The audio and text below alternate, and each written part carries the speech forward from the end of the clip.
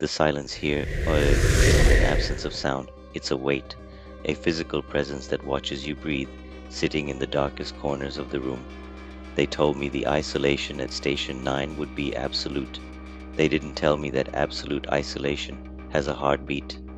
I've been here for 42 days, or perhaps it's 43. Time loses its meaning when the sun refuses to behave.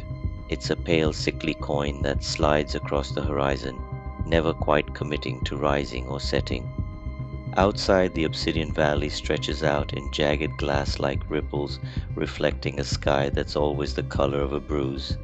Nothing grows here, not even the wind seems to linger. My mission was simple: monitor the seismic anomalies. But the readings, they make no sense. The Earth isn't shifting, it's pulsing. Every 6 hours, a low-frequency hum vibrates through the soles of my boots, a perfect mathematical rhythm. Geological formations don't follow metronomes, but ancient things, buried deep beneath the permafrost, they might. I found the first inscription yesterday. It wasn't on a rock or a cave wall. It was etched into the inside of my locker. Tiny geometric fractals that seemed to move when I blinked.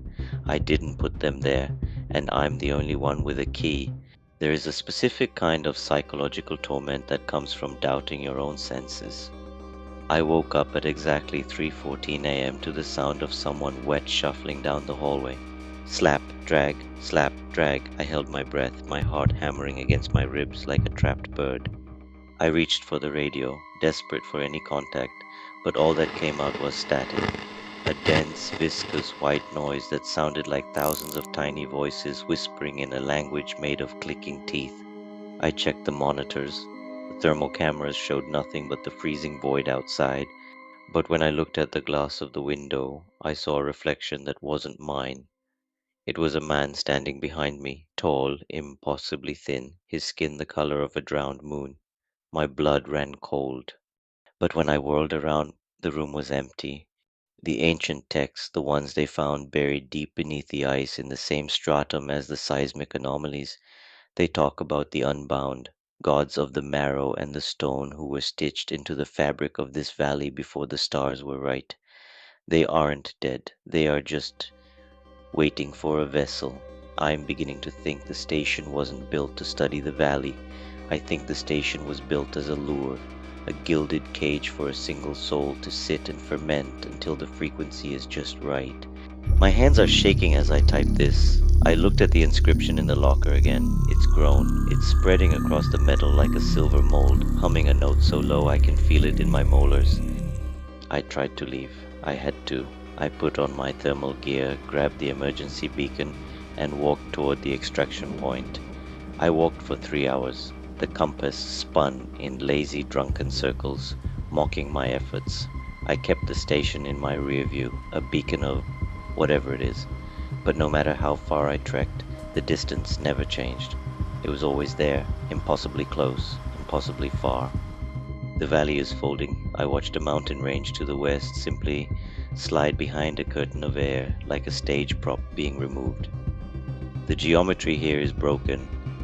I took a step forward and felt the sensation of falling, only to find myself standing exactly where I started, facing the station door.